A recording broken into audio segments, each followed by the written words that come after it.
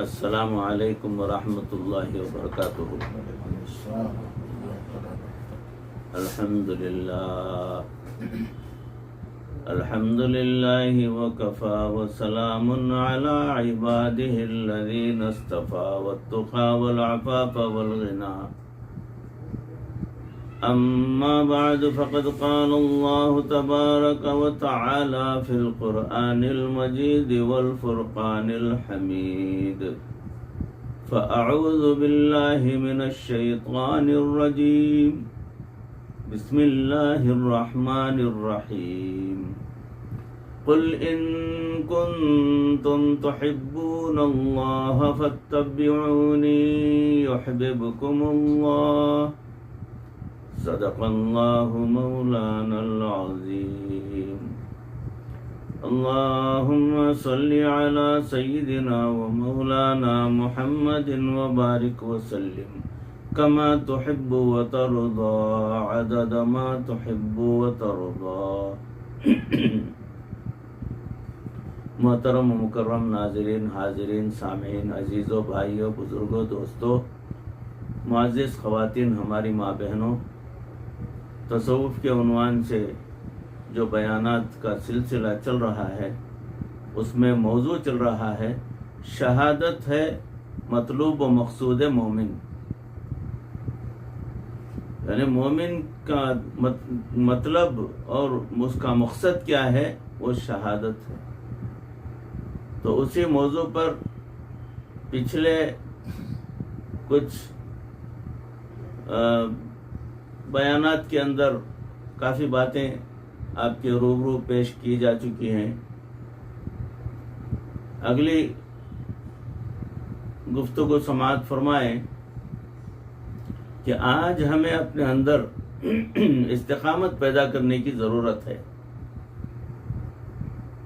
استقامت بہت ضروری ہے۔ آج یہ سوچ لیا، تھوڑی دیر کے بعد خیالات بدل لیا، شام کو الگ سوچا کہ ایسا کرنا ہے، دوسرے دن صبح کو کچھ دوسرے طریقے کے اوپر چلا گیا، یہ جو ہے استقامت نہیں ہے۔ ٹھان لینا ہے، عہد کر لینا ہے کہ مجھے پابندی اختیار کرنا ہے، مجھے اللہ کی رضا حاصل کرنی ہے۔ تو اس کے لیے مجھے کیا کرنا چاہیے؟ اس کے لیے ایک لائحہ ہے، عمل تیار کر لینا ہے، اسی پر گامزن رہنا ہے، چلتے رہنا ہے۔ تو دوسرے کسی بھی قسم کے خیالات اس کے دل و دماغ میں نہیں آنی چاہیے۔ تو استقامت اگر نہیں ہے، آج تہجد پڑھ لیا، ہاں پڑھ لیا، ادا کر لیا، کتنے رکعت؟ 12 رکعت۔ کل تہجد کو اٹھا، آج 4 رکعت پڑھیں گے، کافی ہے۔ پرسوں اٹھا تہجد کو، بولے آج ذکر کر لیتا ہوں، آج دعا کر لیتا ہوں۔ یعنی مختلف چینجز آ رہے ہیں، تبدیلی لاتے جا رہے ہیں۔ یہ جو ہے یکسوئی نہیں ہے، استقامت نہیں ہے۔ بندہ اگر استقامت کے اوپر آ جاتا ہے تو ہر وقت ہر حال میں اس کے جو معمولات ہیں اس کے اندر کوئی فرق نہیں آتا، باقاعدہ اس کے اندر لگا رہتا ہے۔ اللہ کے نام پر ہم اپنی خواہشات کو بھی قربان نہیں کر پاتے۔ ذرا سوچئے کہ ہم نے کس مقام پر پہنچنا تھا اور ہم کہاں کھڑے ہیں۔ جو ناجائز خواہشات کو بھی قربان نہیں کر سکتے، وہ جانے کیا قربان کریں گے۔ ارے آپ کے دل کے اندر ناجائز ایک خواہش بیٹھی ہوئی ہے، اللہ کو حاضر و ناظر جان کر آپ کو وہ دل کے اندر سے گندگی کو نکال کر پھینکنا ہے۔ اسے آپ پال رہے ہیں اپنے دل کے اندر، وہ جو ناجائز ہے شریعت کے اندر۔ میں اس کی نشاندہی کرنا نہیں چاہتا، آپ خود اندازہ کر سکتے ہیں کہ آپ کے دل کے اندر کیا ہے۔ تو وہ خواہش پل رہی ہے جسے اللہ اور اس کے رسول صلی اللہ علیہ وسلم ناراض ہیں، پسند نہیں کرتے۔ اس کو آپ اپنے دل کے اندر پال رہے ہیں، نکال نہیں رہے ہیں۔ یہ آپ کے لیے ضروری تھا کہ ایک سوئی اختیار کریں اور اس گندی چیز کو جو آپ کے دل کے اندر بیٹھی ہے، گندے خواہشات کو، گندے شوق کو نکال کر پھینکتے اور اللہ کی بارگاہ میں سچے دل سے توبہ کرتے اور اللہ کی رضا کی کوشش کرتے تو یہ اور بات۔ وہ اپنا سب کچھ کیسے قربان کریں گے آپ خود سوچئے، جو اپنے دل کے اندر ناجائز خواہش رکھے ہیں۔ اپنا سب کچھ تو قربان نہیں کیا انہوں نے اور کر بھی نہیں سکتے۔ شیطان ذرا سی پھونک مار دے تو وضو ٹوٹ جاتا ہے، اسی وقت گناہ کے لیے آمادہ ہو جاتے ہیں۔ استقامت اسے تو نہیں کہتے۔ اگر ہم چاہتے ہیں کہ اللہ رب العزت کے مقبول بندے بنے تو ہمیں اپنے اندر استقامت پیدا کرنا ہوگی، یکسوئی پیدا کرنی ہوگی، اور کوئی تبدیلی لانے کے تعلق سے دل و دماغ میں کوئی خیال، رمق برابر خیال بھی نہیں آنا چاہیے۔ اپنے آپ کو گناہوں سے بچانا ہوگا۔ ہمیں اپنی زندگی کو شریعت کے اوپر لانا ہے، پھر اس بات کی دلیل ملے گی کہ واقعی یہ بندہ اپنا سب کچھ اللہ کے لیے قربان کرنا چاہتا ہے اور کیا۔ یہاں تک آپ کو جوانوں کی باتیں سنائی تھیں، چلیے آئیے ذرا اپنے بوڑھوں کا حال بھی سن لیجئے، اور بوڑھے بھی مرد نہیں بلکہ ایک عورت کا واقعہ سناتے ہیں۔ حضرت اسماء رضی اللہ تعالی عنہ بنت ابو بکر صدیق رضی اللہ تعالیٰ عنہ، حضرت ابو بکر صدیق رضی اللہ تعالیٰ عنہ کی بیٹی، جنہوں نے پہلی ہی دور کے اندر جو ہے وہ کفار سے بھڑ گئیں تو ان کو شہید کیا گیا کافروں کی کافر ابو جہل وغیرہ کی وہ ان کی گروپ نے، تو بھالا جو ہے ان کو ایسا مارا شرمگاہ میں کہ بدن کے اندر تک وہ بھالا چیرتا چلا گیا اور وہیں ان کی شہادت ہو گئی۔ بہت بڑی قربانی ان کی۔ جب حضرت اسماء رضی اللہ تعالی عنہا بوڑھی ہو گئیں تو آنکھوں کی بینائی چلی گئی، ان کی موتیا بند سا آ گیا، موتیا بند سا آ گیا، بڑھاپے میں نظر نہیں آتا تھا۔ ان کے بیٹے حضرت عبداللہ بن زبیر رضی اللہ تعالیٰ عنہ کی طرف بھی اسی طرح حجاج نے ایک لشکر بھیجا، حجاج یوسف، اور چاہتا تھا کہ ایسے حق گو بندے کو قتل کر دیا جائے۔ دنیا کے یہ احکام اسی طرح کرتے رہتے ہیں، جب وہ کسی کو دیکھتے ہیں کہ یہ حق کی بات کرے گا اور جھکے گا نہیں تو وہ چاہتے ہیں کہ اس کا کانٹا ہی نکال دیا جائے۔ ان کے ساتھ بھی اس نے ایسا ہی کیا۔ چنانچہ عبداللہ بن زبیر رضی اللہ تعالیٰ عنہ کے ساتھ چند اور ساتھی بھی تھے، لیکن سامنے لشکر بہت بڑا تھا۔ ان کے ساتھی ایک ایک کر کے شہید ہونے لگے۔ عبداللہ بن زبیر رضی اللہ تعالیٰ عنہ گھر کے قریب ہی تھے۔ ان کے دل میں خیال آیا کہ اب تو میں تھوڑے وقت کے بعد شہید کر دیا جاؤں گا، لہٰذا میں اپنی والدہ کے پاس جاؤں اور آخری وقت میں دعا لے لوں۔ جب دل میں یہ بات آئی تو وہ گھر میں داخل ہوئے، والدہ کو ملے اور کہنے لگے کہ امی جان، میں اب تھوڑی دیر کے بعد شہید کر دیا جاؤں گا۔ ماں نے پوچھا بیٹا تم حق پر ہو کہ نہیں؟ انہوں نے عرض کیا امی میں حق پر ہوں، آپ جانتی بھی ہیں کہ میں حق پر ہوں۔ تو فرمانے لگی بیٹا اگر تم حق پر ہو تو پھر تمہیں گھبرانے کی کوئی ضرورت نہیں۔ دیکھیں بوڑھی ماں اپنے جوان بیٹے سے یہ کہہ رہی ہے، کیا کہہ رہی ہے۔ آگے سے انہوں نے کہا کہ امی جان مجھے یہ خیال آ رہا ہے کہ یہ لوگ مجھے شہید کر دیں گے اور میری لاش کا مسئلہ کریں گے، میری لاش کا خیمہ بنا دیں گے اور مسخ کر دیں گے، یعنی حلیہ بگاڑ دیں گے لاش کا۔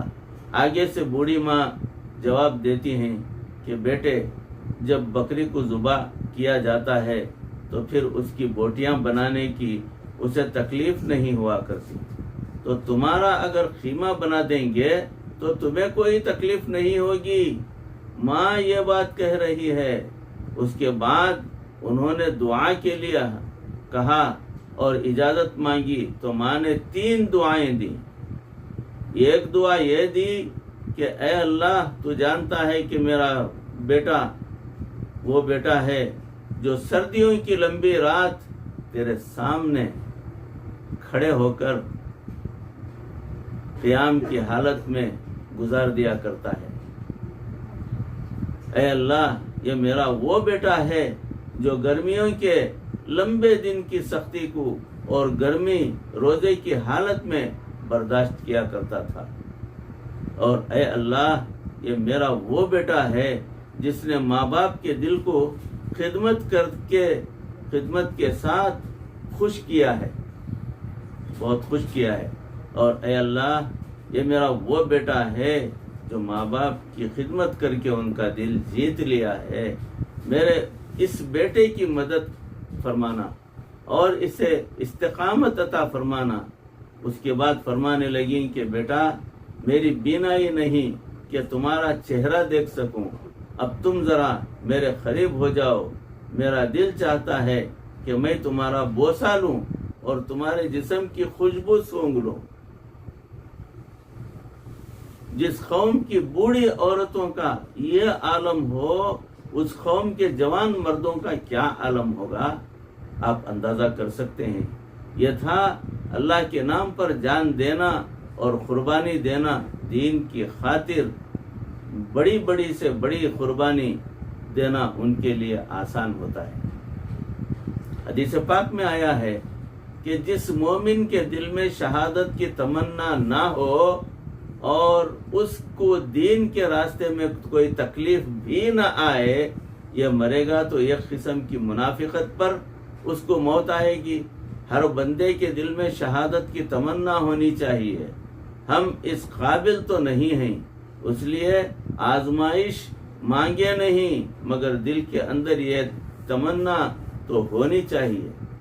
اے اللہ مجھ پر آزمائش کر، یہ مانگنا بہت غلط ہے، مگر دل میں تمنا رکھنا کہ پروردگار مجھے استقامت بھی دے اور آزمائش میں بھی ڈالے، تاکہ میں اللہ کا قریب ترین بندہ ہو جاؤں، مقرب بندہ ہو جاؤں، تو یہ بات الگ ہے۔ اللہ رب العزت کو شہید بہت محبوب ہوتا ہے۔ سینے اور ذرا دل کے کانوں سے سنیے ضرور سنیے، شہید کا مرتبہ دیکھیے۔ حدیث پاک کا مفہوم ہے کہ جب کوئی بندہ شہید ہوتا ہے تو اس کے خون کا خطرہ زمین پر گرنے سے پہلے اللہ رب العزت اس کے سب گناہوں کو معاف فرما دیتے ہیں۔ یہ پروردگار کا کرم ہے۔ خون کا خطرہ زمین پر بعد میں گرتا ہے، پہلے اللہ رب العزت اس کی مغفرت فرما دیتے ہیں۔ عام دستور تو یہ ہے کہ جب کوئی آدمی فوت ہوتا ہے تو اس کی میت کو غسل دینا چاہیے، چاہے وہ کوئی ولی ہو، چاہے وہ کوئی ابدال ہو، چاہے وہ کوئی خطب ہو یا اپنے وقت کا بڑا بزرگ ہو۔ شریعت کا حکم ایک ہی ہے کہ اسے غسل دیا جانا چاہیے، کیونکہ اس نے اپنے مالک کے سامنے پیش ہونا ہے، اسے پاک صاف ہو کر انہیں اللہ کی بارگاہ میں پہنچنا ہے، اسے تیاری کروائی جائے۔ لیکن جو آدمی شہید ہوتا ہے، اب اس کا مرتبہ دیکھیے کہ اللہ رب العزت اس شہید کو بھی نہلا دیں؟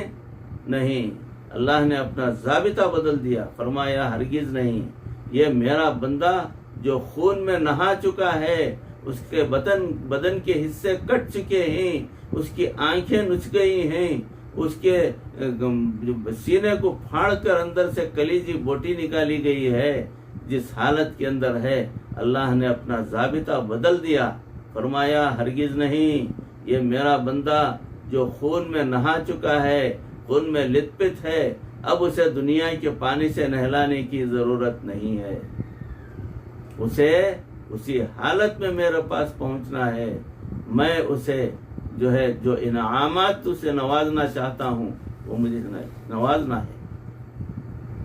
کوئی بھی ولی قطب ہو، ابدال ہو، فوت ہوتا ہے، شریعت کا حکم ہے کہ اس کو کفن پہنا دو، یونیفارم، تو یونیفارم پہنا دو، کیونکہ اس نے مالک کے سامنے پیش ہونا ہے۔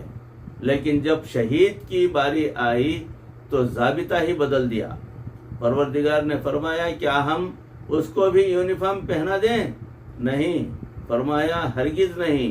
جن کپڑوں پر خون کے داغ لگے ہوئے ہیں اور لگ چکے ہیں اور لت پت ہیں خون میں وہ کپڑے، اب مجھے اس کے یہ کپڑے بھی اچھے لگتے ہیں، کیا اسی حالت میں اس کو کفن پہنانے کی بجائے انہیں کپڑوں میں کفن کر دیا جائے، انہیں کپڑوں میں دفن کر دیا جائے، تاکہ قیامت کے دن میرا یہ بندہ خون کے دھبوں کے پھولوں والا گلدستہ میرے سامنے پیش کر سکے۔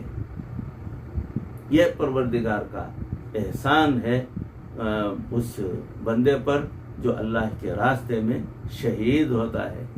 تو شہید کو اسی حالت میں، اسی کے کپڑوں میں خون سے لدے ہوئے کپڑوں میں دفن کر دیا جائے، حشر کے میدان میں وہ ان کپڑوں کے ساتھ ہی اٹھے گا، اللہ کے روبرو اس کی پیشی ہوگی، پروردگار اس کو دیکھتے ہی خوش ہو جائیں گے، اے میرے بندے، تو نے دنیا کے اندر میری خاطر، دین کی خاطر اپنی جان کو قربان کیا، اتنی قربانی پیش کی، تو اے بندے آج تجھے انعامات سے نوازا جائے گا۔ تو بھائیو، عزیزو، بزرگوں، دوستوں، موضوع تو چل رہا ہے، فی الحال اسی بات پر میں موضوع کو ختم کرتا ہوں۔ انشاءاللہ اس کی اگلی کڑی، اگلی نشست میں آپ کے روبرو پیش کرنے کی کوشش کروں گا۔ پروردگار ان کہی سنی باتوں پر اس عاجز کو بھی، آپ تمام کو بھی عمل کرنے کی توفیق عطا فرمائے۔ اے اللہ ہمارے دلوں کو دین کے لیے کھول دے، اے اللہ ہمارے دل و دماغ میں دین کی باتیں بھر دے، اے اللہ ہمیں دین پر جھکنا نصیب فرما، اے اللہ ہمارے پیشانی کے بالوں کو پکڑ کر کھینچ کر ہم سے سجدہ کروا لے۔ اے پروردگار، ہم خود سے کرنے کے اندر کاہل ہیں، ہم سست ہیں، ناکارہ ہیں، نالائق ہیں، مگر تیرے اپنے بندے ہیں۔ پروردگار ہمیں توفیق اگر تو دے تو تیری اپنی جانب سے ہمیں توفیق مل جائے۔ انسان خود سے کوشش کر کے توفیق حاصل نہیں کر سکتا۔ پروردگار ہمیں ہماری اصلاح فرما، ہمارے دلوں کے اندر دین کا نور پیدا فرما۔ پروردگار ہمارے دلوں کے اندر تیری محبت کی چاشنی بھر دے۔ اے اللہ سرکار دو عالم صلی اللہ علیہ وسلم کے ذات گرامی سے محبت کرنا ہمیں توفیق عطا فرما۔ پروردگار مرتے دم تک کسی کا محتاج نہ بنا۔ اے اللہ کلمے والی اور ایمان والی موت پر ہمارا خاتمہ فرما۔ ربنا تقبل منا انك انت السميع العليم وتب علينا انك انت التواب الرحيم صل وسلم على حبيبك سيدنا ومولانا محمد وآله وصحابه اجمعين برحمتك يا ارحم الراحمين والحمد لله رب العالمين۔ السلام علیکم ورحمۃ اللہ وبرکاتہ۔